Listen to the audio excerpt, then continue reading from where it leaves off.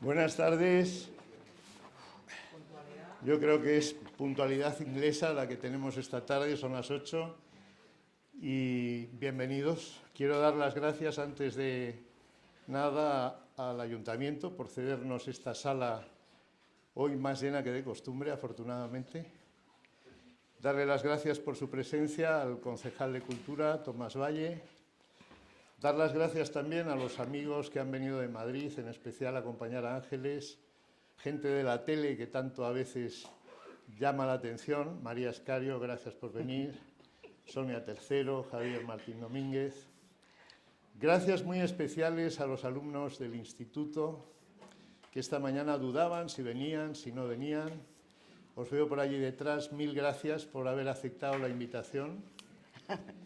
Y gracias muy especiales también, como es normal y lógico, y en particular a mi amiga Ángeles Caso.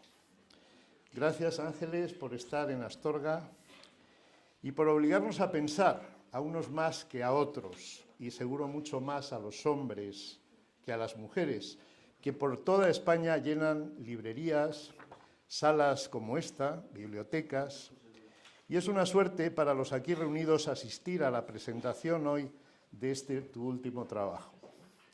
Una continuación, Las Olvidadas, y que esperamos tenga su entrega completa pronto. Este libro que está aquí, este libro que podrán ustedes adquirir luego, que podrá firmar Ángeles, este libro habla de mujeres del siglo XVIII y XIX, y donde la editorial Lumen, imagino que algo tendrás que decir, presenta el libro con esta portada, que está detrás mío, y que sabremos después que no es una portada cualquiera. Como también llegaremos a saber por qué Las Desheredadas no es un libro que pueda dejarnos indiferentes. Personalmente, yo puedo decirles que es un libro que toca la fibra. Y si tengo que recomendarles, hablaría de que soy un machista, lo hago. Es un libro que, además de tocar la fibra, nos obliga, a los hombres principalmente, a sentirnos culpables, como tantos hombres, por desgracia, que se llamaron revolucionarios o adalides de la libertad y se olvidaron de que para hacer un mundo mejor hay que hacer un mundo sin géneros. Y con esto en Astorga, una ciudad bimilenaria, muy benemérita, muy leal, estoy diciendo algo que puede llegar a escocernos y me gustaría decírselo a todos, en especial a esos jóvenes que hoy nos acompañan. Me gustaría decirlo a mis hijas, a nuestros hijos, a vosotros los bachilleres, que habéis llegado desde el Instituto Astúrica Augusta de la ciudad con el propósito de hacer un relato corto de lo que aquí podéis ver y aprender, con el añadido de no dejar pasar esta oportunidad de escuchar, preguntar y, en la medida de lo posible, hacer un mundo mejor. En Astorga, la presentación de Las Desheredadas está pensada de una forma diferente. Le dije a Ángeles que le daríamos una sorpresa para devolverle las muchas sorpresas que nos regala, nos enseña en esta investigación, en este libro que debería ser de obligada lectura. La fórmula elegida es un tanto singular, aunque supongo que si ustedes me conocen, voy a repetirla.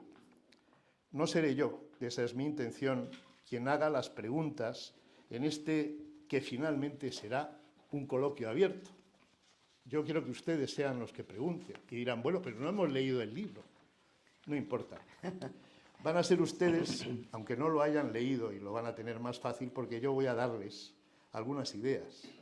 Las reflexiones que en Astorga y desde Astorga me ha provocado la lectura de Las Desheredadas. Estas mujeres que durante los siglos XVIII y XIX, más todavía en el siglo XIX, se olvidaron o fueron enterradas vivas, aquí diríamos, casi podríamos decir emparedadas, para no salir en las páginas de la historia. Ángeles Caso empieza con una doble provocación. ¿Qué hubiese sido de Pablo Picasso de haberse llamado Pablita? ¿O qué fue de Emilia Pardo Bazán por no llamarse Emilio, como ella misma deja escrito?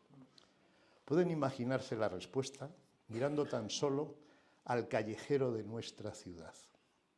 ¿Cuántas mujeres ilustres que no sean la Virgen, santas, Santa Marta, nuestra patrona, o beatas, dan nombre a nuestras calles?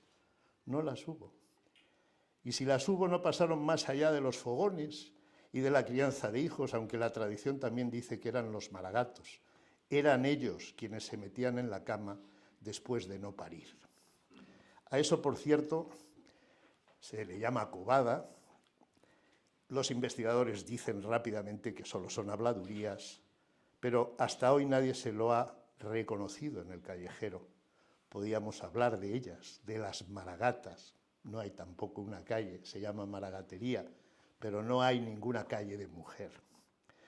Eso sí, hay una calle dedicada a Carolina Otero, creo que debe ser la bella Otero, que no tiene nada que ver con Astorga, Concha Espina y la diosa Minerva. Son las tres únicas mujeres que están en nuestro callejero. Bueno, la diosa Minerva no existió. Tampoco. O sea que ni siquiera, Ni quítala, siquiera. bórrala. Bueno.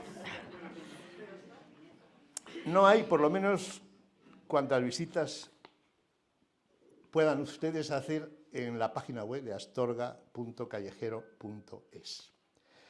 Siempre nos han contado también que los maragatos eran muy proclives al matriarcado, que ellas eran las encargadas de llevar adelante los cultivos, los establos, las tareas más duras e inhóspitas de la labranza, el campo y la ganadería.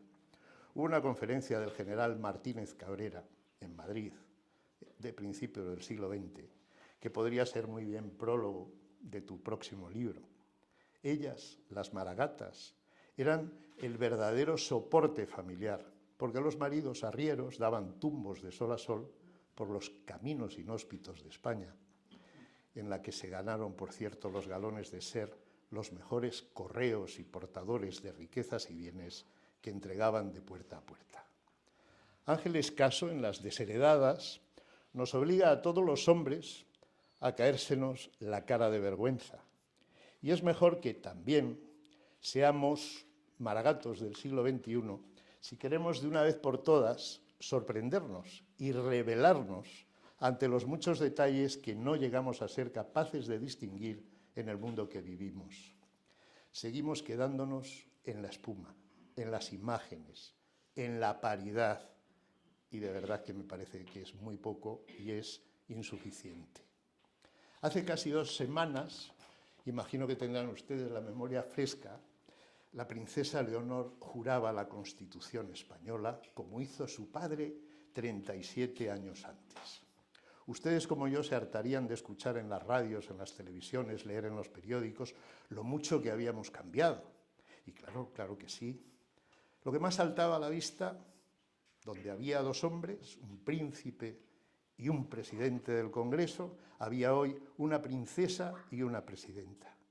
Y eso se nos ha vendido y repetido que era uno de los cambios más importantes.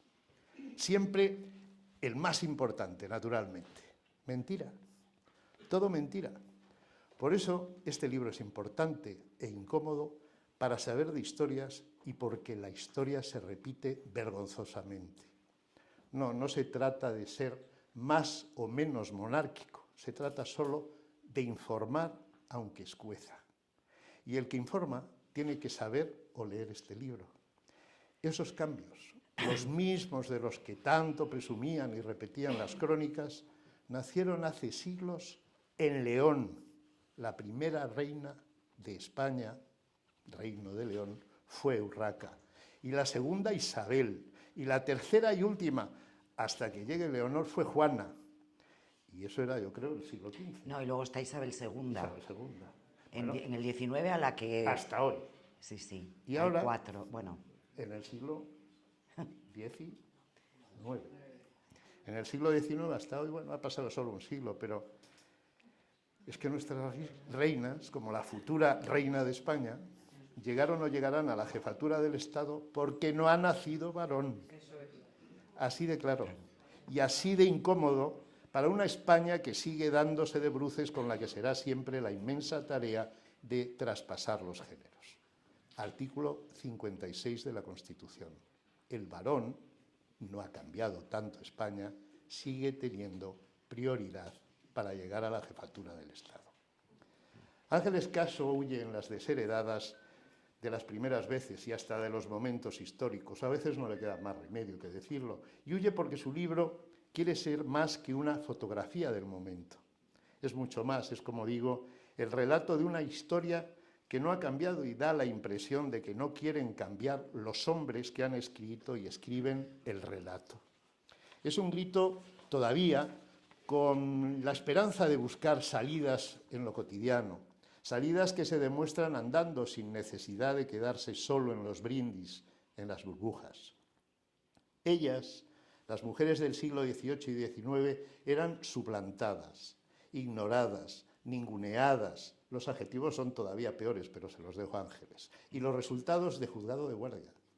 Pero nada, no pasaba nada. Se podían cambiar las autorías de cuadros, estatuas, libros, artículos o ensayos. Se podían ignorar mujeres guerreras, intelectuales, doctoras, inventoras, hasta mineras.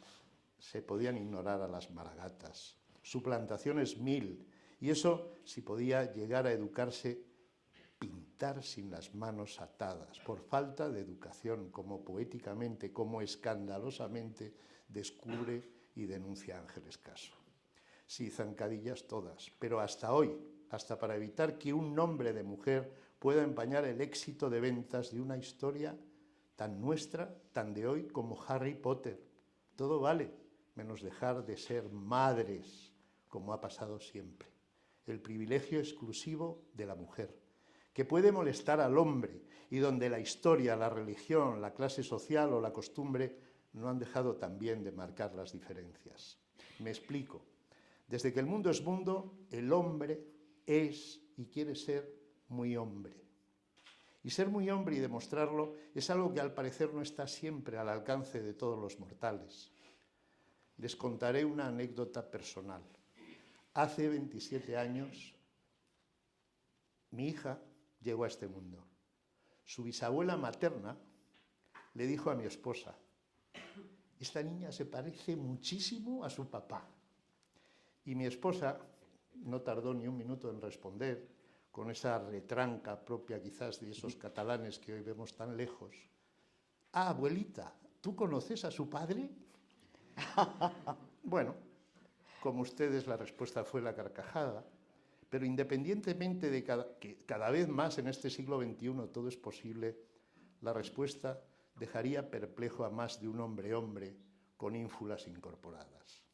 Les decía antes que esta presentación es solo una provocación para que ustedes, para que los aquí presentes pongan el grito y la pregunta en la sala. Estuve con Ángeles Caso en la que fue la primera puesta de largo de Las desheredadas en Madrid. De lo mucho que allí se dijo, y algunos pudimos aprender, me quedé con 2 alegatos de la escritora e investigadora Ángeles Caso. Y pueden llamarme exagerado, pero la verdad es que desde ese momento me ronda la cabeza de que ya no me importa que haya gobiernos paritarios, que los debe haber, que digan señores y señoras, niñas y niños. Eso sigue siendo poco. Eso está bien para las fotografías, para que nada o casi nada cambie, para que en Astorga el callejero siga siendo muy masculino y los maragatos ya no tengan ocasión de meterse en la cama cuando ellas dan a luz, o incluso se sienten en la foto familiar mientras todas se quedan de pie esperando al pajarito. Para mí, como hombre que se confiesa machista, el mundo cambiará el día que las estatuas reconozcan el valor de una aguja sobre un fusil, lo dice y escribe Ángeles. O cuando el diccionario de la Real Academia de la Lengua sea capaz de cumplir con su propia ley de ser alfabético y no premie, sigue denunciándolo Ángeles siempre que puede, no premie como hasta ahora el masculino sobre el femenino y diga contra su propia norma alfabética hijo antes que hija o esposo antes que esposa. Ángel Escaso, de nuevo, gracias. Muchas gracias por esa difícil tarea que te has echado a los hombros. Educar por encima de todo. Gracias por esa eterna denuncia de mujer, por tus largas horas de trabajo e investigación, por tu elección y renuncia a no hacer de lo fácil negocio y por sobrevivir en este mundo donde los compromisos y la seriedad brillan cada vez más como ausentes. Todo esto y mucho más queda aquí en Las Desheredadas como regalo y como herencia de una mujer, mi amiga, que hoy todavía es tan desheredada como las desheredadas que ella descubre y que puede sentirse como ellas haciéndose la misma pregunta en este siglo XXI. Y es la pregunta con la que yo me atrevo a abrir el coloquio.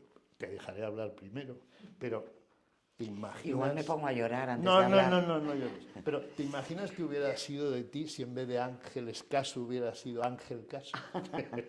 Muchas gracias. Magín.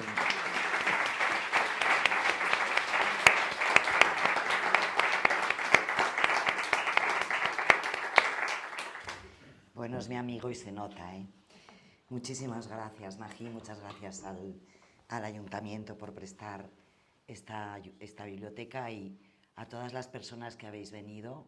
Siento que tengáis que estar de pie, os lo agradezco muchísimo, me pone un poco nerviosa. Hay por aquí escaleras, al borde, sentaros aquí del escenario, adelantaros y ocupar plazas por aquí.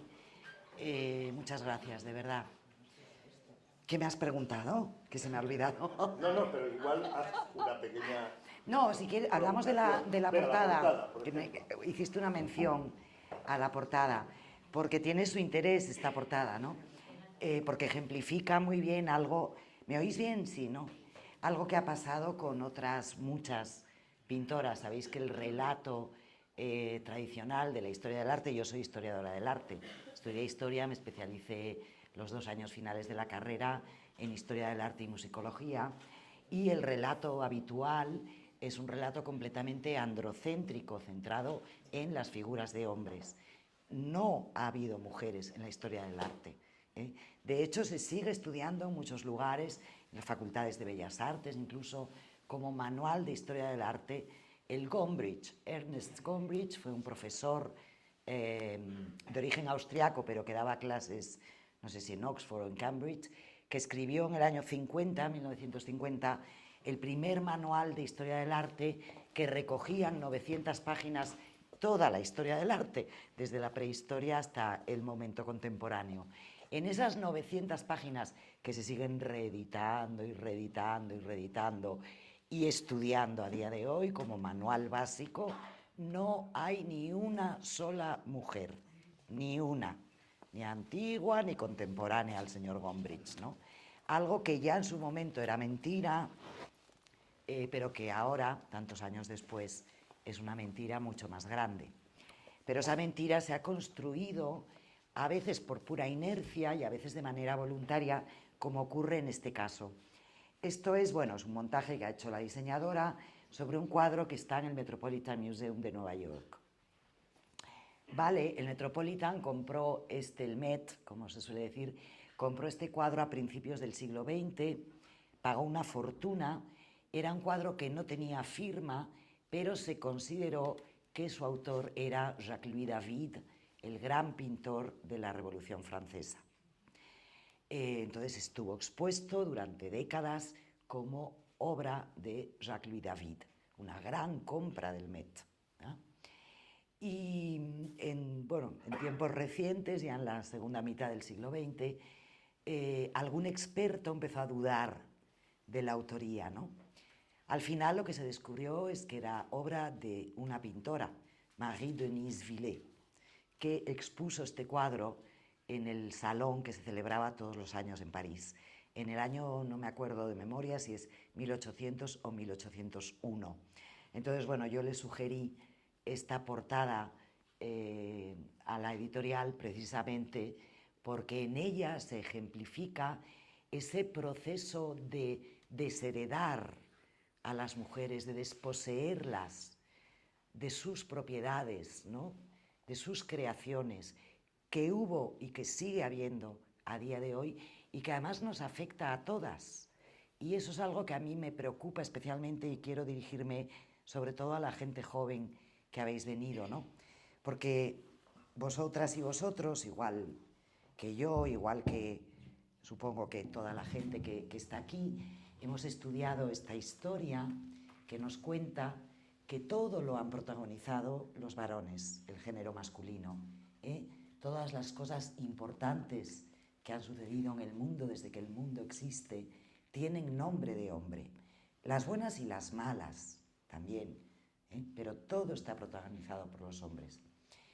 Y el esfuerzo que estamos haciendo en las últimas décadas, muchas historiadoras y muchos historiadores, es volver a mirar ese pasado con otros ojos, con ojos que se fijen, que contemplen, que nombren y que dejen por escrito el papel de las mujeres, tanto de las mujeres anónimas como de las mujeres relevantes, que han sido muchas y que casi nunca lo tuvieron fácil.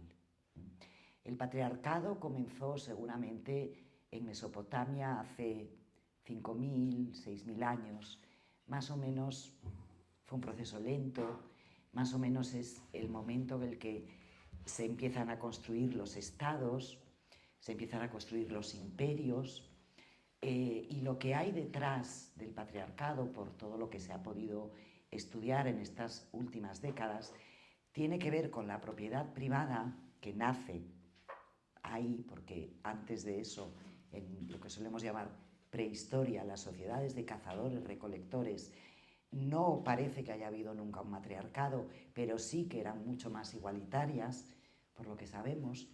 Pero luego cuando se asientan las poblaciones y nace la agricultura y la ganadería, ¿no?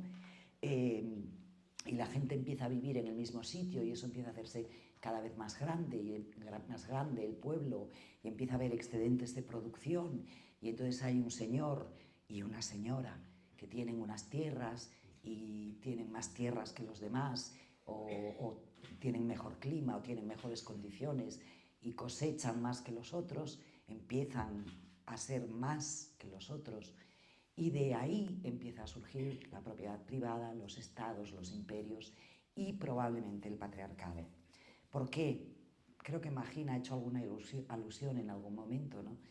Porque seguramente el hombre propietario necesita creer que el hijo que le va a heredar, que va a heredar sus posesiones, es realmente su hijo, ¿eh?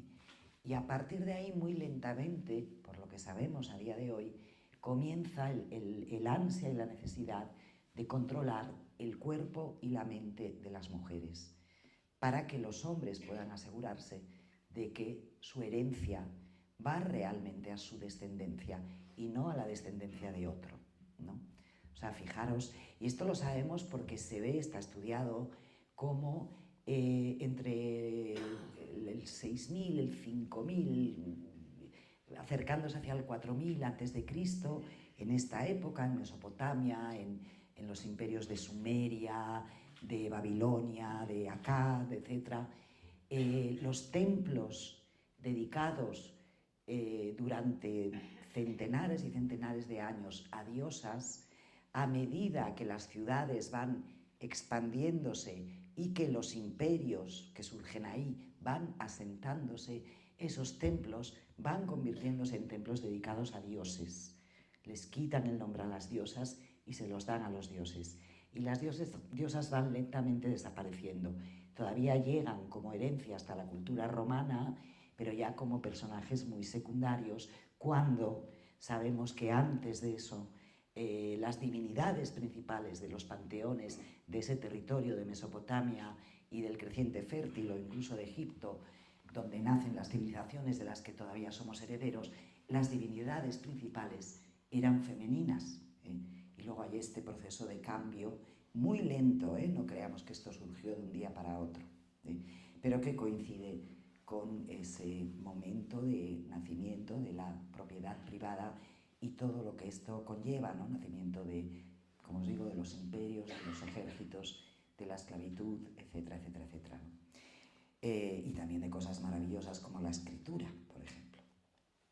Entonces, bueno, lo que estamos haciendo es mirar hacia el pasado, como os decía, mirarlo con otros ojos, con ojos que tengan en cuenta el género femenino, y decirnos a cada una de nosotras, sobre todo vosotras las jóvenes y vosotros los jóvenes, decirnos a cada una de nosotras que no procedemos de una masa amorfa, gris, anónima, de mujeres que nunca han hecho nada salvo, que ya hubiera sido suficiente, gestar, parir, cuidar, y cocinar, cuidar de lo doméstico y cuidar de los niños, de los enfermos o de los ancianos. Sí, también hicieron todo eso, pero además hicieron muchísimas cosas más. Como decía Magín, las maragatas curraban, vuestras abuelas curraban en sus tierras o en las tierras arrendadas, igual que un hombre. Y además esto figura en los documentos. Por ejemplo, en los documentos de la Edad Media sabemos que cuando un señor alquilaba sus tierras a un colono, si tenía mujer, si estaba casado, le alquilaba el doble de tierras. Es decir, los brazos de una mujer campesina valen lo mismo que los brazos de un hombre campesino. Y toda la vida ha sido así. Yo soy descendiente de campesinas, bueno, de pastoras de los lagos de Covadonga, ¿no? Y siento un orgullo enorme cuando pienso en mis antepasadas, ¿no? Entonces, bueno, de esto se trata, ¿no? De reconstruir todo ese relato, que es un relato falso, que es un relato ficcionado por la mirada de los historiadores, sobre todo a partir del siglo XIX, que son los que crean la historia como disciplina contemporánea, ¿no?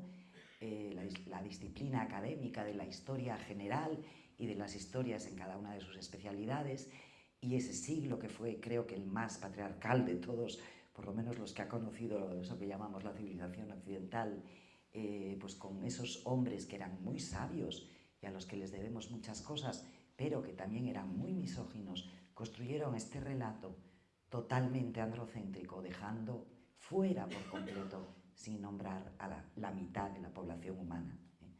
Así que estamos reconstruyéndolo y bueno, yo tengo el orgullo y la satisfacción de ser una de las personas que está realizando a día de hoy ese esfuerzo y que puedo acercarme además a un gran número de personas para que, como le ha ocurrido a Magín, que te agradezco mucho la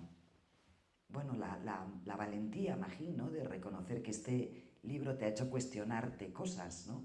Te lo agradezco mucho, como hombre, ¿no? Pues, como os digo, podemos hacer este trabajo que nos permite cuestionarnos muchas cosas que damos por supuestas y por hechas, pero que no son verdad. Por ejemplo, aquí tenéis una catedral hermosísima, ¿no? Pues ahora sabemos, porque hemos revisado los documentos de la construcción de las catedrales, documentos que siempre han estado ahí, pero que los historiadores miraban con esa mirada patriarcal. Ahora, a día de hoy, sabemos que alrededor del 20% de las personas que trabajaron como albañiles, como constructores, como talladores, etcétera, etcétera, en la construcción de las catedrales españolas, eran mujeres. Había mujeres albañilas. Están en los documentos de contratación de los cabildos con los grupos de albañiles, ¿no? Con los grupos de constructores y de artesanos. Aparecen las mujeres con sus salarios, con las actividades a las que se dedicaban, e incluso están representadas 3 de ellas en una techumbre del siglo XII-XIII de la Catedral de Teruel, una subiendo una polea, otra llevando unas eras, 3 mujeres representadas construyendo la catedral. Pero eso que siempre ha estado ahí, no sé el caso concreto de Astorga, habría que revisar esos documentos si se han conservado y no sé si alguien lo ha hecho, ¿no? Pero en general, la conclusión de los investigadores es que en general en las catedrales españolas en torno al 20% de los trabajadores eran trabajadoras. Esto es una sorpresa, ¿no? para todas y para todos. Abrimos, si queréis, el turno de preguntas. Me levantáis la mano, me acerco, os acerco el micrófono, preguntáis. Ángeles, yo en el siglo XX te preguntaba, siglo XXI ya, si has sentido o has notado que habría sido diferente tu vida llamándote Ángel y no a Ángeles. Esa era la pregunta que se me había Esa olvidado. era la pregunta. Importante. A ver, yo he tenido mucha suerte porque yo me crié en una familia, somos un hermano y 3 hermanas. Mi padre era catedrático de literatura en la Universidad de Oviedo. Bueno, cuando yo nací en un instituto de enseñanza media en Gijón, luego ya en la universidad. Era un hombre muy ilustrado, muy bondadoso, muy tierno. Un hombre que se empeñó en estar en mi parto, o sea, en el parto de mi madre cuando me dio a luz, a mí en el año 59.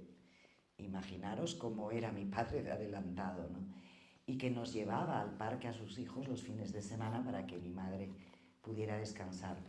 Y nos educó en absoluta igualdad, él y mi madre, que además mi madre había trabajado hasta que se casó, mi abuela trabajó toda su vida, incluso después de casada, o sea que, bueno, eran mujeres que habían sido autónomas, ¿no?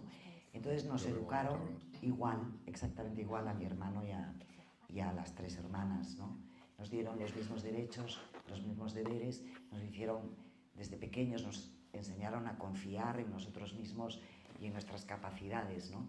Entonces, yo lo he tenido fácil en ese sentido y no me cambio por un hombre. Incluso con todas las desdichas propias de mi género, que he vivido como casi todas, seguramente, ¿no? Y que tienen que ver con el hecho de ser mujer, que darían para varios libros, como todas. Incluso con eso no me cambio por un hombre. Estoy orgullosísima de ser mujer, pero también es verdad que soy muy consciente de que he tenido ese privilegio, y cuando alguien me ha hecho dudar de mi capacidad intelectual, que me ha pasado muchas veces, han pretendido hacerme dudar de mi capacidad intelectual por el hecho de ser mujer, pues jamás he dudado, porque en mi casa siempre me dijeron, tú eres igual de lista que tu hermano, ¿no? Bueno, como me invita Magín a preguntar, me venía ahora al escucharte, y al escuchar a Magín, yo recuerdo un fuero, no sé si es del 13 o del 14, que en uno de sus artículos dice, el que fuera por el campo y encontrare moza, no podrá violarla. Es decir, eso es lo que valía la mujer en aquella época, ¿no? Prácticamente nada. Sí, sí, ha habido esta desvalorización que nos ha acompañado pues, a lo largo de milenios, ¿no? Es decir, la mujer solo era valiosa en la medida en que era la propiedad de un hombre, la hija de un padre, la hermana de un hermano, la esposa de un marido o la madre de un hijo. Entonces, en la medida en la que tenía ese papel, la mujer era o dejaba de ser valiosa si no tenía alguno de esos papeles, ¿no? Y por lo tanto, el cuerpo de una mujer no protegida por un hombre muchas veces a lo largo de la historia se ha considerado propiedad comunal de los otros hombres, ¿no? Y todavía a día de hoy hay gente que sigue teniendo cosas de este estilo en la cabeza, ¿eh? Bueno, la cosificación del género femenino, ¿no? Hay una cosa, algo iba a decir que se me acaba de ir de la cabeza justamente, no me acuerdo lo que iba a decir.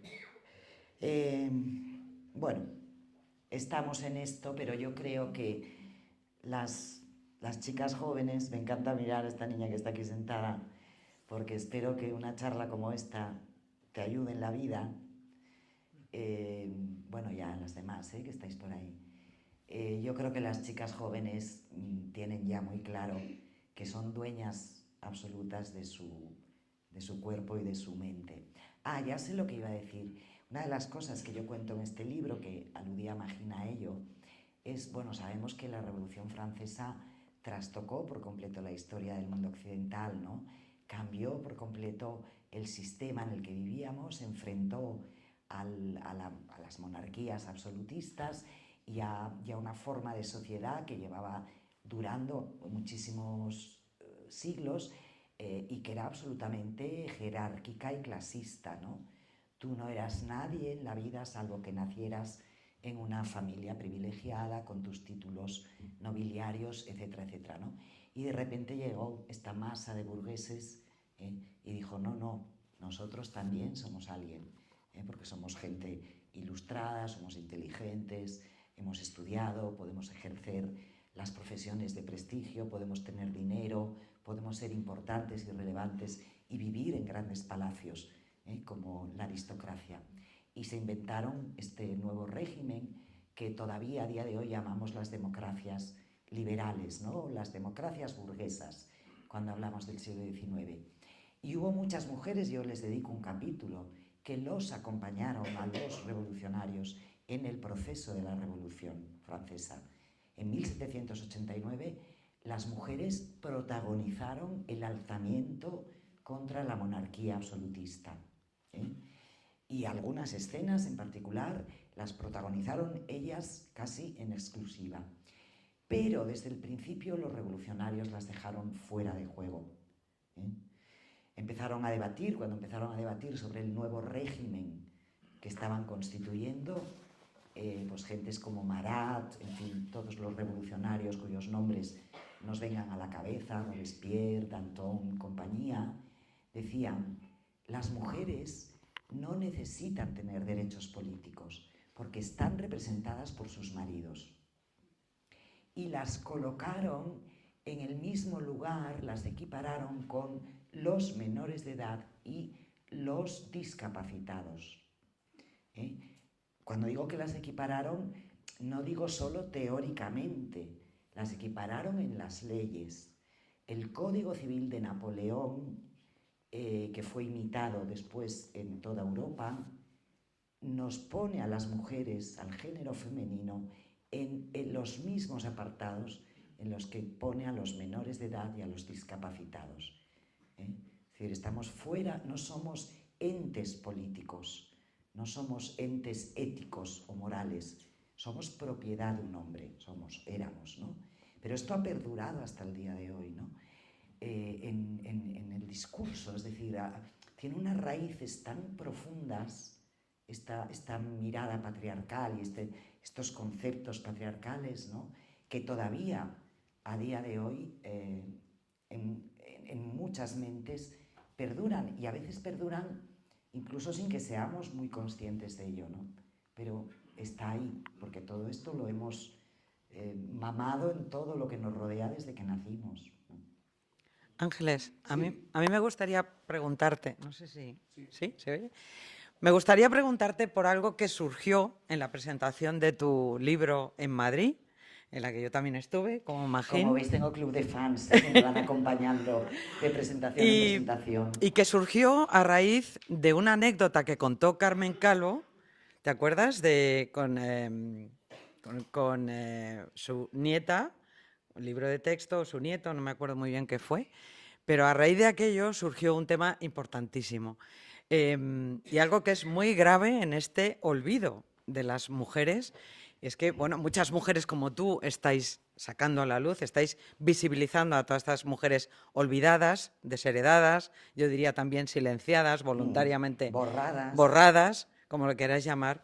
Y es que, ¿qué pasa con los libros de texto? Es decir, toda esta gente joven que está aquí se encuentra con que esas mujeres no están en los libros de texto ni en los manuales, y habría que hacer una revisión de todo eso.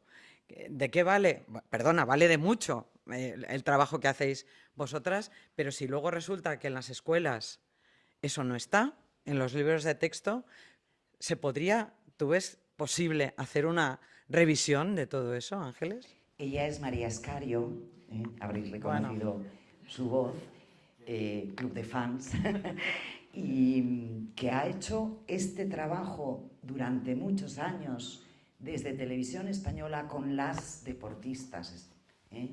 Y yo sé, porque lo hemos compartido muchas veces, lo difícil que a menudo le resultó convencer a los jefes de turno del telediario de aquel día que una noticia relacionada con el deporte femenino era relevante o era importante.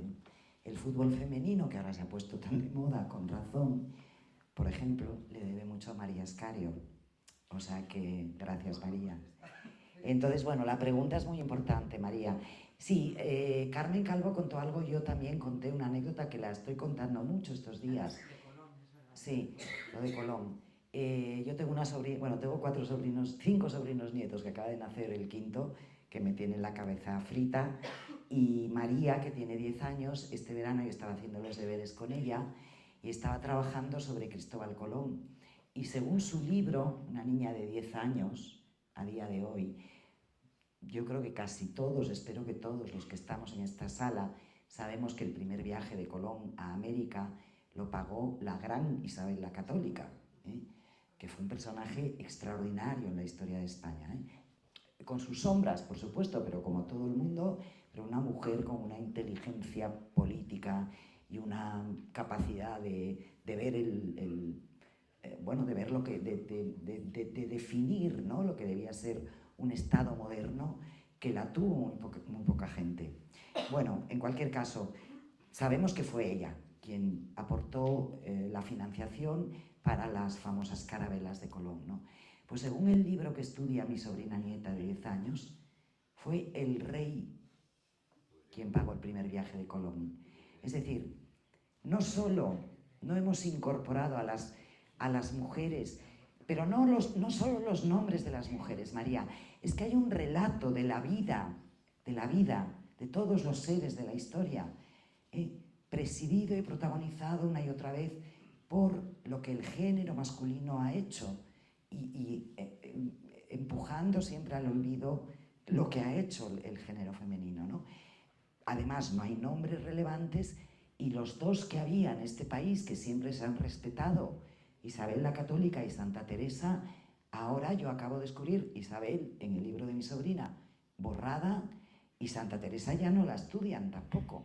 No sé si las gentes que estáis aquí del instituto estudiáis o no a Santa Teresa de Jesús como escritora. Sí, os han dicho algo de ella. Bueno, espero que por lo menos la mencionen. Pero hace poco me contaba gente especialista, profesores, que no aparecían los libros, ¿no? Entonces, claro, es que a mí esto es lo que me preocupa de verdad, porque, a ver, la gente mayor, bueno, ya algo nos hace pensar, como le ha pasado a Magín, pero bueno, poco vamos a cambiar ya de lo que hemos ido haciendo o no haciendo a lo largo de nuestras vidas. Lo importante es esta gente joven, ¿no? Lo importante es que estas niñas crezcan sintiéndose orgullosas de ser mujeres, y los niños crezcan sabiendo que las mujeres son tan valiosas como los hombres, y lo han sido siempre, ¿no? Y que no quepa la menor duda en todo esto, ¿no? Y que cuando oigan determinados discursos sepan entender a qué se deben, y se deben a cosas como las que os acabo de contar sobre el origen del patriarcado, bueno, y otras muchas que podemos añadir. Esto es un brochazo gordo, digamos, ¿no? Pero bueno, eso es lo relevante, lo importante, y seguimos sin hacerlo. Entonces, esto sí me enfada porque me preocupa el futuro, ¿no?, de la gente joven, ¿no? Y creo que sería tan fácil, es que ya está, o sea, falta mucho por reconstruir de nuestra historia como género, pero hay mucho ya reconstruido. Entonces, ¿cómo es que todo eso no aparece todavía, ¿no? Y luego hay profesores y profesoras que están haciendo ese trabajo a título individual, que se esfuerzan por enseñar eso a las criaturas con sus distintas edades, pero de repente te encuentras pues, que la profesora, además de mi sobrina nieta, no se molestó ni siquiera en decirles esto está equivocado. Es que no fue el rey quien pagó el viaje de Colón, porque además Fernando pintaba poco, era Isabel quien mandaba, ¿no? Fue la reina, pues no se molestó tampoco en echar un vistazo al texto que estos niños estaban leyendo, ¿no? Sí, ahí queda un trabajo importante por hacer, y bueno, yo quiero creer que con el tiempo ocurrirá, pero se está alargando ya demasiado, porque los estudios de género, lo que llamamos estudios de género, que en realidad son estudios del género femenino, ¿no?, empezaron en los años 70, o sea, llevamos ya 50 años. Ya podía estar esto presente en el relato historiográfico que siguen estudiando nuestros niños y niñas, ¿no? En una utopía, los hombres y las mujeres seríamos iguales, pero ¿crees que en el mundo real llegaríamos a ser completamente iguales o que siempre existiría alguna diferencia? Sabes que el feminismo tiene muchas ramas diferentes, ¿no? No, yo soy feminista, por supuesto. No todas las feministas estamos de acuerdo en todo, y esto quedó bastante claro hace no muchos meses, ¿no? Aquí en España, cuando hablamos de la famosa ley transexual, etcétera, etcétera, ¿no? Bueno, tenemos diferencias, y una de las diferencias básicas del feminismo, que lo divide en dos, digamos, hay el feminismo de la igualdad y el feminismo de la diferencia. El feminismo de la igualdad sostiene que las mujeres y los hombres somos exactamente iguales en todo. El feminismo de la diferencia sostiene que no somos iguales porque biológicamente no lo somos, culturalmente no lo somos, pero que nuestras diferencias no nos hacen inferiores, nos hacen distintas. Pero esa manera de ser distintas lo que hace es enriquecer, ¿no? Yo participo de esa idea, es decir, como yo soy mujer, me siento muy mujer, me siento muy orgullosa de mi condición de mujer, soy madre, he sido muy madraza, ahora soy tía abuela y soy la tía abuelaza del siglo, y si alguna vez soy abuela, seré la abuelaza del siglo. Y lo reivindico, ¿no? Reivindico todas estas condiciones en mí, reivindico mi condición de cuidadora, reivindico mi relación con una cierta delicadeza en los sentimientos y en la manera de tratar a los demás, que tradicionalmente se nos adscribe al género femenino y no al masculino, ¿no? Pero creo que esto no me... que nadie se equivoque, es decir, que yo sea femenina, que sea amable, que sea educada, que sea tierna o que sea cariñosa, no quiere decir que sea tonta ni que sea débil, ¿eh? Entonces, ahí es donde siempre hay un escalón en el que muchos hombres se confunden, confunden lo que puede ser una cualidad hermosísima del género femenino con debilidad, ¿eh? Y yo creo que lo que tenemos que demostrarles es que no es debilidad, al contrario, es que esto aporta mucho a la vida, ¿no? Hablaba Magín de algo que yo digo en el libro, hago una reflexión que, bueno, no sé si compartiréis, espero que sí.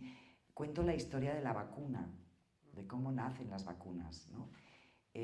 Según la historia de la medicina, la vacuna, la primera vacuna de la historia, la descubre un señor, un médico inglés llamado Edward Jenner, que alrededor de 1780-90, finales del siglo XVIII, descubre que si saca pus de la viruela que padecen las vacas y lo injerta en un niño, ese niño no va a coger la viruela, ¿eh?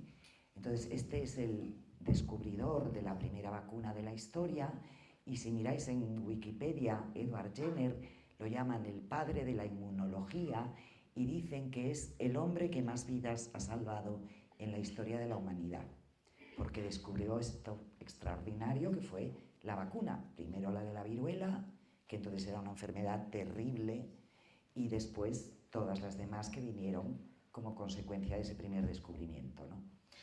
Bien, pues la verdad no es esa, ¿eh?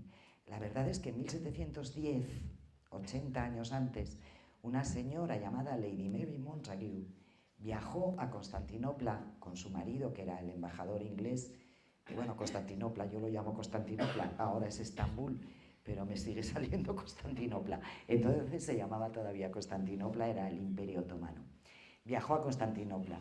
Lady Mary Montagu era una mujer muy curiosa. A día de hoy probablemente habría sido científica, quizá periodista. Ella había aprendido encerrándose a solas en la biblioteca de la mansión familiar, porque su padre no le hizo ni caso, y ella se empeñó en estudiar por su cuenta. Por supuesto, no podía ir a la universidad ni nada, ¿no? y aprendió latín sola, aprendió griego sola, aprendió mucho de ciencia, tenía una mente extraordinaria. Y cuando llegó a Estambul, en vez de encerrarse en casa, se vistió a la turca, de hombre turco, y andaba a caballo por la ciudad, anotando todo lo que veía, y era tan extraordinaria que el sultán le concedió permiso para visitar los harenes. Supuestamente es la primera persona occidental que entró en los harenes de Constantinopla, del sultán turco, ¿no?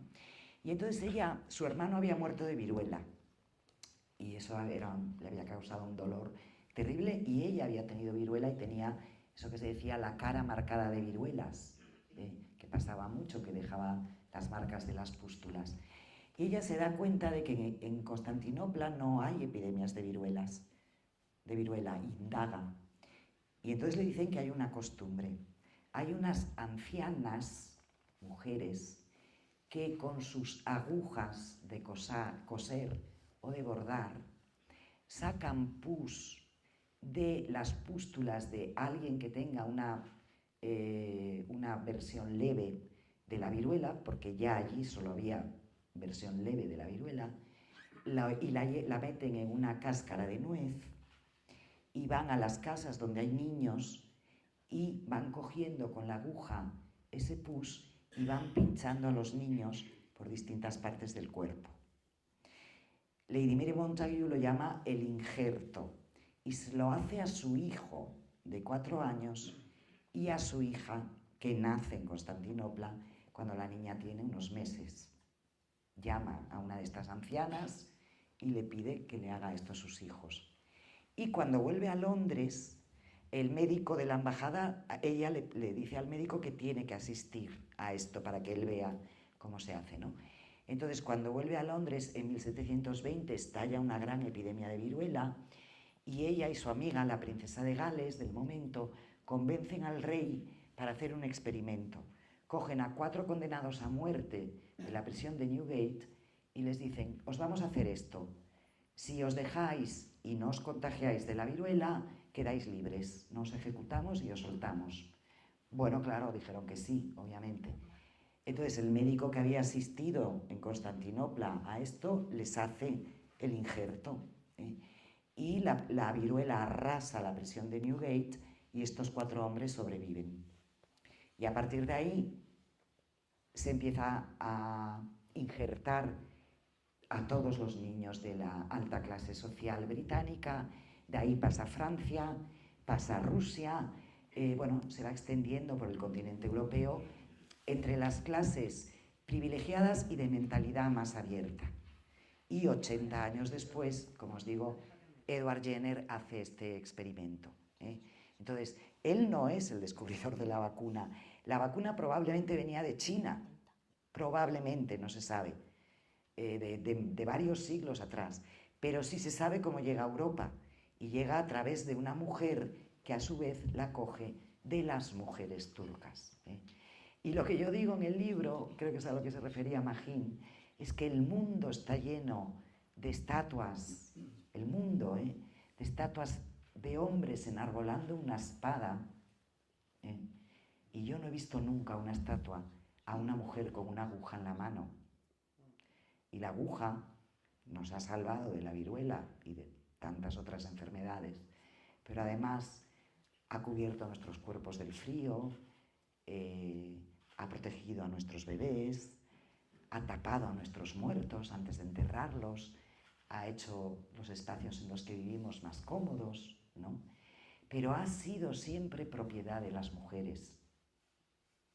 Entonces nadie se ha preocupado por levantar un monumento a una mujer con una aguja en la mano, pero muchos se han preocupado por levantar muchos monumentos a muchos hombres con espadas que hieren y matan en la mano. Estamos acabando. Vale. Buenas tardes. Nada. No me pegue tanto, Nada. Buenas tardes, gracias por haber venido. Usted escribe fundamentalmente sobre mujeres, la mayoría de sus libros. ¿Usted escribe sobre mujeres por una cuestión de justicia, de que se le pongan en el sitio que la historia le corresponde? Sí, no escribo solo sobre mujeres, ¿no? yo, por ejemplo, he escrito una biografía de Verdi, de Giuseppe Verdi, el compositor de ópera. He escrito una biografía y he traducido muchas cosas de Paul Gauguin, el pintor. O sea, no solo he escrito sobre mujeres, pero bueno, buena parte de mi obra, tanto ficción como la obra ensayística, como historiadora, me he centrado en las mujeres, sí. Sí, yo creo que es por una cuestión de justicia, sobre todo, ¿no? Yo creo que porque a medida que una vez que salí de aquella casa privilegiada y de mi círculo de amigos, cuando éramos muy jóvenes, que también era muy privilegiado, porque bueno, éramos gente un poco rara, los de historia del arte, y hacíamos música y bailábamos y éramos un poco especiales, ¿no? Entonces yo no me había enterado de que la sociedad era machista, realmente, ¿no? Me empecé a enterar después, me empecé a enterar cuando salí de casa, cuando empecé a trabajar, cuando llegué a la tele y vi cómo me cosificaban, por ejemplo, y ni te cuento cuando empecé a escribir. Ahí, sobre todo, fue cuando yo me di cuenta, ¿eh? Cuando empecé a recibir muchos palos, muchas críticas terribles, porque todavía a día de hoy cuesta mucho aceptar que una mujer invada un espacio que ha sido un espacio de privilegio masculino durante siglos, como el de la literatura, ¿no? Y entonces cuando lo hemos hecho, parece mentira, pero es así, cuando lo hemos hecho nos han llovido los palos, pero de una manera brutal, ¿no? Y todas las escritoras de mi generación e incluso más jóvenes te dirán lo mismo. Fue ahí, yo creo, más que nada, cuando yo me di cuenta de que, bueno, iba a hacer de esto una causa, ¿no? De que a ninguna, fíjate, esto que lo contaba, por ejemplo, Charlotte Bronte en el siglo XIX, ¿no?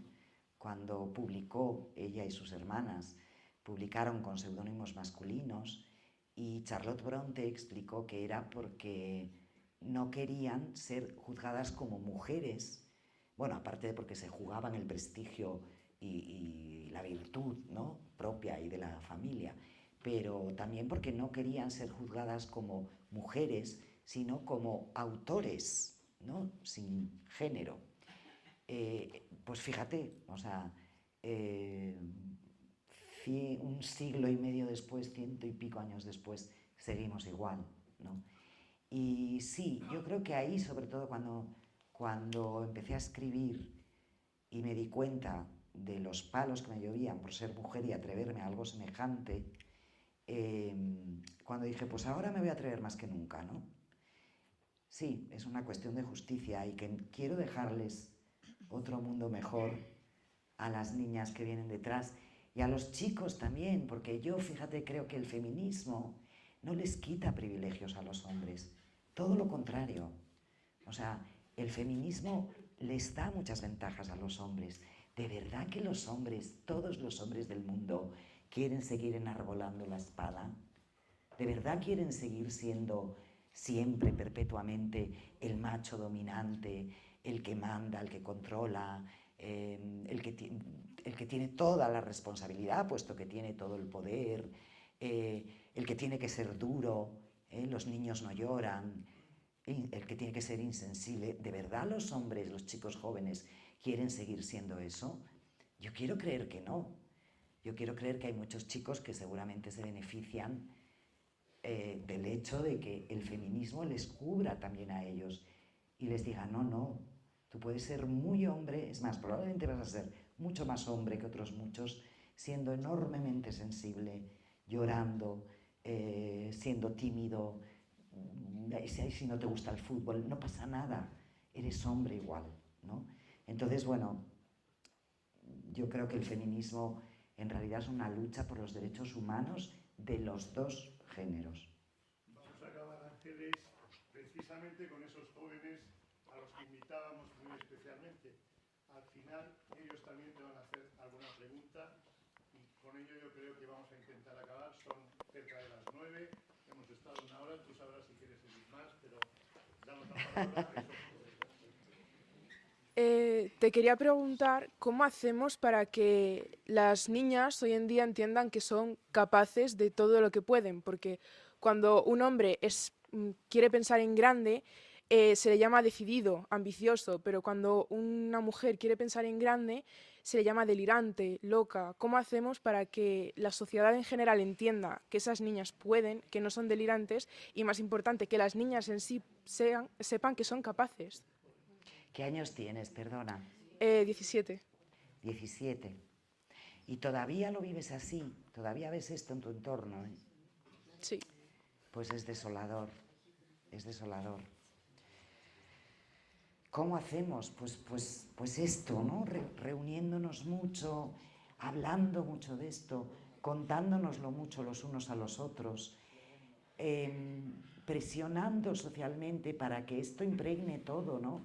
Impregne los libros de texto, impregne los programas de entretenimiento de la tele. María, este tema hemos hablado María y yo muchas veces, ¿no? Es que si no, efectivamente, va a seguir ocurriendo lo que me acabas de decir y me parece estremecedor que una niña de 17 años, bueno, una mujer que ya lo eres, ¿no? De 17 años, diga lo que tú acabas de decir. Entonces no dejéis nunca que nadie os haga dudar de vuestra capacidad, que os dicen que estáis locas, pues sí, estáis locas, pa'lante, tías. Vamos a estar muchas detrás apoyándoos y muchos también, cada vez más. O sea, no lo permitáis. Primero, no entiendo que nadie todavía pueda decir o pensar eso, ¿no? Transmitir ese mensaje. Pero si ocurre, acordaos de que estamos muchas con vosotras, ¿eh? Y cada vez más. ¿Hay alguna mujer cuya historia te haya impactado especialmente? Bueno, hay muchas historias en este libro que son enormemente conmovedoras y que te llenan de admiración, ¿no? Por hablar, bueno, os he contado la historia de Lady Mary Montagu, que a mí me fascina, ¿no? La vacuna, me parece apasionante y un ejemplo maravilloso de cómo se ha ocultado eso para darle todo el protagonismo a un señor. En ese caso, además, hay androcentrismo y eurocentrismo, porque tampoco fue ella la inventora de la vacuna, ¿no? Simplemente fue la que la trajo aquí.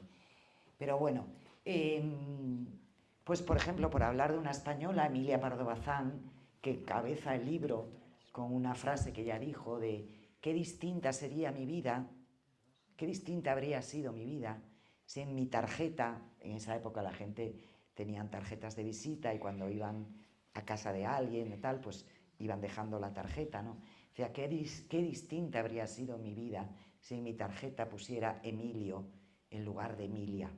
Y ella sabía muy bien lo que estaba diciendo, porque Emilia Pardo Bazán empezó a escribir ya bastante mayor, con 30 por ahí, ¿no? Quiero decir que no era una jovencita y había tenido 2 hijos, ¿no? Estaba casada, había tenido 2 hijos, empezó a publicar novelas y el marido le exigió que lo dejase, ¿eh?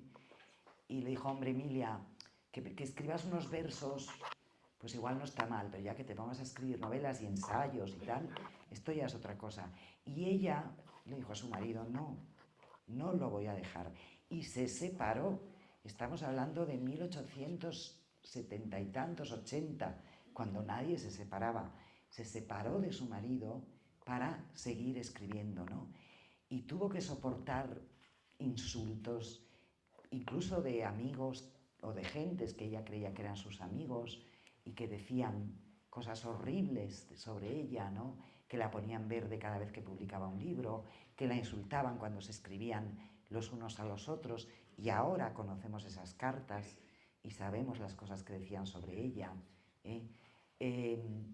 Hubo rumores en un momento dado de que ella quería entrar en la academia como académica y, bueno, se pusieron todos como locos, ¿no? Y entonces Marcelino Menéndez Pelayo, que era muy amigo suyo, y Juan Valera, que también era muy amigo suyo, se escriben entre ellos, las cartas están conservadas y publicadas, y se dicen el uno al otro, fíjate tú, si se sienta esta en la academia, esto se va a convertir en un aquelarre. O sea, menuda bruja.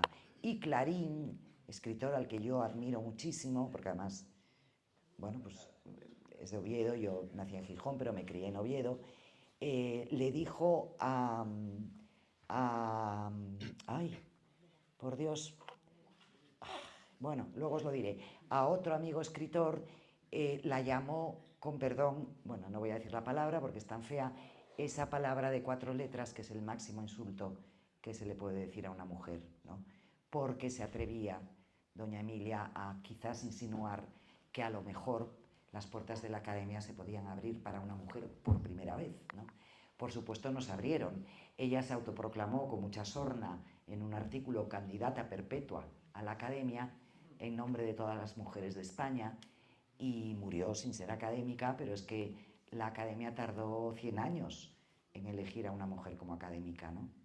Entonces, bueno, la historia de Emilia, que además fue una intelectual brillante, gigante y una feminista, es probablemente la primera persona que utiliza la palabra feminismo y feminista en España, porque se empieza a usar en Francia en ese momento, y se proclamó feminista radical y defendió siempre al género femenino en su obra, en todo, en sus novelas, en sus ensayos, en sus conferencias, en todo, ¿no? Exigiendo la educación, porque pensemos que Emilia tampoco había podido estudiar, porque era mujer, no pudo ir a la universidad. Hasta 1905 la Universidad Española no aceptó mujeres, 1905. Se hicieron algunas excepciones con algunas mujeres que pidieron un permiso especial de vez en cuando, los ministerios correspondientes les permitían estudiar, pero estudiar, no examinarse de licenciatura. No querían que ejerciesen las profesiones, ¿no? Y la primera médica, por ejemplo, en España, Dolors Saleu, que estudió en Barcelona, tuvo que hacer la carrera en 1880, en la misma década en la que Emilia empezó a publicar. Tuvo que hacer la carrera acompañada por un escolta todos los días, un señor que la acompañaba para que no hubiese tiranteces ni problemas. Y cuando terminó la carrera, el Ministerio de Educación tardó 3 años en decidir si la dejaban o no examinarse, porque si se examinaba y aprobaba, podía ejercer como médica. Y entonces tardaron 3 años en decidir si le dejaban o no examinarse. Al final se lo permitieron, se examinó, aprobó con notaza, hizo un doctorado y fue la primera mujer médica en España que ejerció ginecología y pediatría en Barcelona y además con una labor social muy importante con las mujeres prostituidas de la ciudad, ¿no? Pero toda esta aventura tuvo que vivir, estudiar con una escolta y esperar 3 años a que la dejasen examinarse. En esta obra te has basado en mujeres en concreto del siglo XIX o solo es para representar la situación? Bueno, voy haciendo las dos cosas.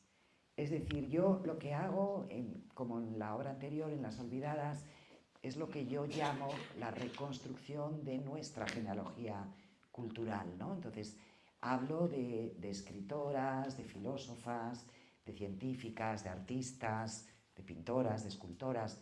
Voy hablando de figuras concretas, pero voy intentando reconstruir el contexto en el que ellas se movían, ¿no? Si fuera una película, digamos, hay muchos momentos en los que el foco se aleja y ofrece un plano general del momento histórico y hay otros muchos momentos en los que el foco se acerca y ofrece un primer plano de la vida en concreto, de la historia en concreto de una mujer. Entonces, es una mezcla de las dos cosas, porque yo como historiadora creo que para entender bien una vida tienes que entender muy bien el contexto en el que se desarrolla esa vida, ¿no?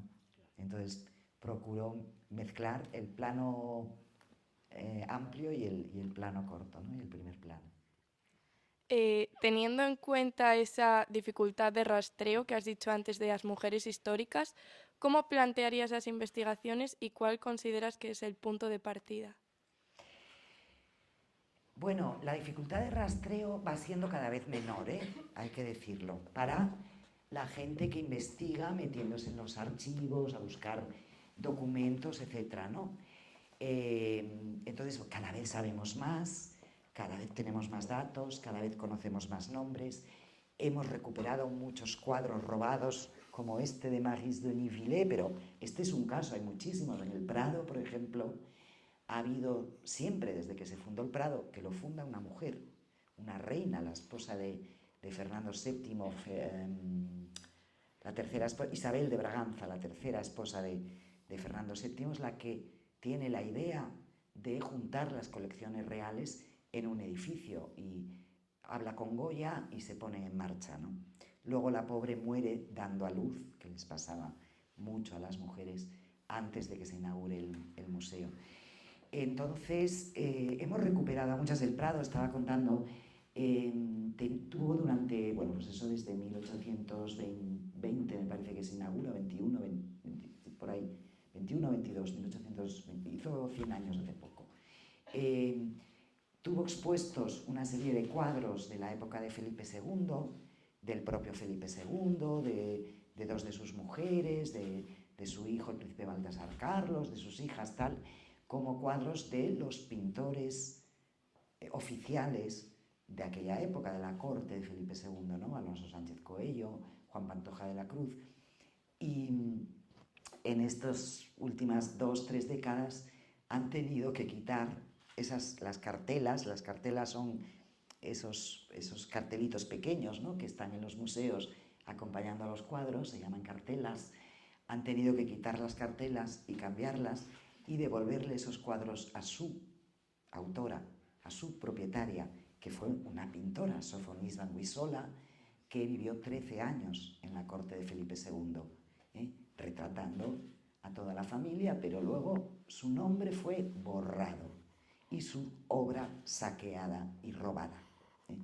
Entonces esto ha ocurrido una y otra vez. Bueno, pues hay que ir siguiendo muchos rastros, hay que ir volviendo a mirar toda la documentación, que ya se ha mirado muchas veces, pero se ha mirado sin contemplar al género femenino. Se está revisando mucho, por ejemplo, todos los hallazgos arqueológicos con otra mirada completamente distinta, ¿no? Y hay cosas muy sorprendentes, como que el 25% de las tumbas de guerreros en Europa, de guerreros de la Edad del Bronce, son de guerreras. Ahora lo sabemos, pero siempre se había, tú encuentras antes, ¿no? Encontrabas una tumba con una espada y un casco y un escudo y puntas de flecha y decías un hombre, un guerrero. Ahora que se analizan bien los huesos y se pueden distinguir perfectamente los dos sexos, porque incluso el contenido químico de los huesos es diferente, pues sabemos que el 25% eran guerreras. Bueno, como es otras muchas cosas. Entonces, es un trabajo colectivo de mucha gente, entre mucha gente, que nos vamos aportando datos unos a otros, ¿no? Pues yo he descubierto esto, yo investigo, pues en las universidades hay mucha gente, muchos departamentos, pues estudiando, no sé, por ejemplo, hace poco salió un libro de un profesor y una profesora que han estudiado a las mujeres de la época de Fernando VII, precisamente las mujeres que formaron parte de lo que se llamaban los liberales, ¿no? En este caso eran las liberales. Bueno, pues ese libro ya está ahí, ya yo he echado mano, por ejemplo, de ese libro como aportación para cosas que yo cuento. Entonces, vamos construyendo el puzzle, tanto en España como fuera de España, porque el libro no habla solo de España, habla un poco de todo el contexto europeo. Vamos construyéndolo poco a poco entre muchas personas, revisando todo lo que hay, ¿no? Pasan 15 minutos. De la hora prevista. Queremos que firme también Ángeles. Yo no tengo prisa, pero supongo que tendrá. Yo lo que más me ha gustado de este debate es ver a vosotros, los jóvenes. Sí, los jóvenes. Hay como un debate también en la ciudad de que si han venido o no vienen por un premio. Yo sé que no. Sé que vais a tener la oportunidad, además, de contar lo que habéis visto. Pero, Ángeles, gracias por acompañarnos. Imagina, había ahí una señora. Aunque déjala que pregunte. Voy a sí. dejarla. Yo solo quiero añadir... Es que manda mucho, pero como buen hombre, manda mucho. Pero breve, porque tendrás que firmar... Venga, que no me enrollo, no me enrollo. A ver. Esos cuadros que eran adjudicados Ah, hombre, por supuesto. Este cuadro ya no vale ni la mitad de la mitad de la mitad de lo que valía cuando lo compraron. Ha habido incluso juicios, en algunos casos. En el Museo del Louvre hubo un juicio por un cuadro que habían comprado como un Frans Hals, un pintor holandés del 17, que luego se descubrió que era de Judith Leyster, una pintora holandesa del 17, y entonces ya no valía ni la 10ª parte de lo que habían pagado por él. O sea que, por supuesto, pero la cotización de un artista es algo artificial, ¿no? Es algo que deciden los galeristas, los conservadores de los museos, los coleccionistas, no tiene nada que ver con el valor real. Y las artistas, todavía las contemporáneas, las que trabajan a día de hoy, que son muchas y algunas maravillosas, están mucho menos cotizadas que los artistas varones. Venden menos y además, bueno, constantemente están aportando datos, ¿no? Hay una organización, termino, la MAF, la Asociación de Mujeres en las Artes Visuales. MAF tienen una página web que puedes entrar a mirar. Ellas van dando datos de, por ejemplo, toda la obra que se vende en Arco y que se expone, los porcentajes de mujer-hombre, los porcentajes de precios, y siempre ellas siguen muy... Aquí tenemos también a una artista sentada y seguramente pues también podrá compartir Conste experiencias. que yo no tengo ninguna prisa, Ángeles tampoco, son muy libres de hacer preguntas, todavía las hay más libros para recoger en el exterior, para venir luego a seguir la conversación con Ángeles si lo desean, mientras firma. Última pregunta, si no quieren ustedes seguir preguntando. Le quito el micro. Aunque sea... Habéis dicho cosas muy interesantes, tanto tú, cuando te has confesado machista, que yo puedo decir eres machista, pero lo suficiente, o lo necesario o lo permisible. Pero voy a contar una cosa que me ha ocurrido a mí hace poco, el lunes exactamente, y vuelvo al mundo de la televisión, de televisión española. Tuve una comida en Madrid con compañeros de la tele y allí salió en un momento determinado las ministras del gobierno y las pusieron, que yo estaba asombrado de las cosas que decían. Digo, es que esto no es justo, porque si fueran hombres no dirían las cosas que dicen. Y entonces lo curioso es que los que hablaban no eran personas anónimas, eran directores de informativos, que han sido directores de informativos, directores de telediarios, directores de informe semanal, es decir, personas calificadas que además para mí, yo les aprecio profesionalmente. Creo que en la etapa que ellos tuvieron hicieron una apertura en la televisión de tratar los temas y tal. Entonces, apunto un fenómeno nuevo que puede pasar, y es que hombres que han visto las cosas de una forma, pasados los años, cuando llegan ya en torno a los 80, los ven muy distinto y vuelven un poco al pasado. Entonces, a mí me quedó, me impresionó y me hizo daño al ver la forma de hablar en la que podemos volver a caer. Yo como mujer te agradezco mucho que a ti, hombre, eso te haga daño, porque eso es lo que necesitamos, que los hombres nos acompañéis en este proceso y que vosotros mismos digáis, esto no puede ser, no es admisible, ¿no? Y se lo digáis a quienes dicen esas cosas. Oye, no puedes hablar así de una mujer, no es admisible, ¿no? Igual que no hablarías así de un hombre. Y os dejo, ya que Magín tiene tanto empeño que terminemos, os dejo con una reflexión que yo me llevo haciendo desde que terminé este libro, y os la dejo sobre todo a las jóvenes y a los jóvenes. ¿Cómo habría sido el mundo si hace, pues eso, 5.000, 6.000 años no hubiera nacido el patriarcado? ¿Cómo habría sido el mundo si nos hubieran dejado a las mujeres a lo largo de los milenios aportar tanto como han aportado los hombres? Participar del poder, del conocimiento, de la sabiduría, de la creación, con la misma intensidad y la misma libertad que ellos. Y bueno, esta es una duda que nunca va a tener respuesta, pero a mí me rasga un poco el corazón, la verdad. Es toda una pregunta para bien acabar. Muchísimas gracias por haber asistido al debate. Muchas gracias. Gracias, Paco.